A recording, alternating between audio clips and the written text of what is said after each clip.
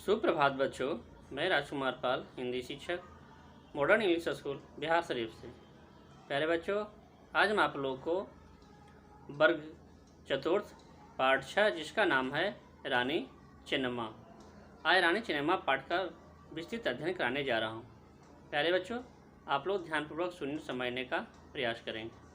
ठीक है, तो मैं पाठ को शुरू करता हूँ। कहता है चेन्नम्मा कर्नाटक के कित्तूर राज्य की रानी थी। जो चेन्नम्मा थी वो कित्तूर राज्य की रानी थी और वो कित्तूर कहाँ पड़ता है? कर्नाटक में। ठीक है। सन 1824 में ब्रिटिश इंडिया कंपनी के विरुद्ध यानी उनके खिलाफ, ईस्ट इंडिया के खिलाफ अपनी सेना बनाकर लड़ने वाली वह पहली महिला थी। कौन? रानी चेन्नम्मा, यानी कि अंग्रेजों के विरुद्ध सबसे पहले महिला लड़ने वाली थी। उनकी साहस और वीरता के कारण कर्नाटक में उन्हें विशेष सम्मान प्राप्त है, रानी चेन्नम्मा को, और साथ ही साथ देश के इतिहास में उनका महत्वपूर्ण स्थान भी है उनकी करनी से, उनकी बहादुरी से। कर्नाटक में बेलगाम के पास एक गांव कक्ती में जन्मी। जिस स्थान में उनका जन्म हुआ उस स्थान का नाम, गांव का नाम कक्ती था। वह कर्नाटक के बेलगांव में पड़ता है। चेन्नम्मा को बचपन से ही घुड़सवारी, तलवारबाजी तथा तीरंदाजी में विशेष रुचि थी, यानी इच्छा रखती थी बचपन से ही। अपनी इन रुचियों को पूरा करते करते युद्ध कौशल में प्रवीण हो गई, यानी उनको घुड़सवारी, तलवारबाजी और तीरंदाजी बहुत अच्छा लगता था उसे खेलने में। किंतु राजघराने के राजा मल्ला सर्ता ने जब रानी के युद्ध कौशल के बारे में सुना तो उनकी चेन्नम्मा से विवाह करने की इच्छा हो गई। किसको? मल्ला सर्ता को। जब इसकी युद्ध कौशल में प्रवीण देखा तब। अब देखिए आगे क्या होता है। कित्तूर के राजा ने कित्तूर के राजा चेन्नम्मा के पिता के पास उनकी बेटी से विवाह करने के लिए प्रस्ताव भेजा। राजा ने भेजा प्रस्ताव उस पर। चेन्नम्मा के पिता ने प्रस्ताव को स्वीकार कर लिया, यानी बात को मान लिया, और कुछ ही दिनों बाद बेलगाम के कित्तूर राजघराने में उनका विवाह भी हो गया।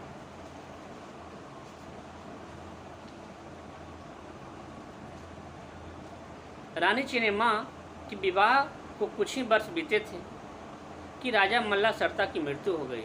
विवाह तो हो गई, लेकिन कुछ ही सालों के बाद उनकी मृत्यु भी हो गई। रानी अभी इस सदमे में, यानी गम से, दुख से उभर भी नहीं पाई थी कि इकलौते पुत्र को भी मृत्यु हो गई। उनके जो भी एक संतान थे उसका भी मृत्यु हो गया। बहुत दुखी समाचार। अब रानी बिल्कुल अकेली हो गई। इकलौता पुत्र की मृत्यु पर उन्होंने सिंगलगप्पा को अपना उत्तराधिकारी बनाया। अब जब कोई नहीं रहा तो सोचा मैं किसी को अपना उत्तराधिकारी बनाऊं, तो उसने उत्तराधिकारी किसको बनाया? सिंगलगप्पा को बना लिया। अंग्रेजों ने रानी के इस निर्णय का स्वीकार नहीं किया। अंग्रेजों को, यानी जो काम की रानी चेन्नम्मा, उसको अच्छा नहीं लगा और सिंगलगप्पा को पद से हटाने का आदेश दे दिया कि हटाओ इसे, ये उत्तराधिकारी नहीं बनेगा। रानी ने अंग्रेजों का आदेश मानने से इनकार कर दिया, यानी उसकी बात को नहीं माना। यहीं से अंग्रेजों के साथ उनका टकराव, यानी लड़ाई शुरू हो गया। अंग्रेजों की नीति डॉक्ट्रिन्स ऑफ लैप्स, यानी गोद लेने की प्रथा। गोद लिए पुत्रों को राजा करने का अधिकार नहीं था। जब भी ऐसी स्थिति होती थी, अंग्रेज उस राज्य को अपने साम्राज्य में मिला लेते थे, यानी ये गोद लिए हुए पुत्र को राजा बनने का कोई अधिकार नहीं था, अंग्रेजों का कहना। रानी चेन्नम्मा पहली ऐसी महिला थी जिन्होंने अंग्रेजों के खिलाफ आवाज़ उठाई। ये कहाँ कैसी बात कर रही है। रानी चेन्नम्मा ने अन्य रजवाड़ों के साथ मिलकर अंग्रेजों को केवल इस नीति का ही नहीं बल्कि कई अन्य नीतियों का, जैसे अनावश्यक हस्तक्षेप और कर संग्रह प्रणाली का भी विरोध किया। ये नीतियां ही रानी चेन्नम्मा और अंग्रेजों के बीच युद्ध का एक मुख्य कारण बन गया। देखिए, आवश्यक छेड़छाड़ करना, कर संग्रह प्रणाली और तीसरा में गोद लेने की प्रथा, ये तीनों को जमा किया और इसी के साथ उस लड़ाई लड़ना शुरू कर दी। अंग्रेजों को रानी के विरोध स्वीकार नहीं था, अतः उन्होंने रानी के विरुद्ध युद्ध छेड़ दिया। युद्ध में रानी चेन्नम्मा ने अद्भुत साहस और वीरता का प्रदर्शन करते हुए अंग्रेजों से डटकर लोहा लिया, यानी मुकाबला किया। लेकिन वे लंबे समय तक अंग्रेजों का सेना मुकाबला नहीं कर सकी। अंग्रेजों ने उन्हें बेलघोंगल किले में बंदी बनाकर रखा और वहीं उनकी मृत्यु हो गई। जगह का नाम है बेलघोंगल, वहीं वो कैद कर लिया था।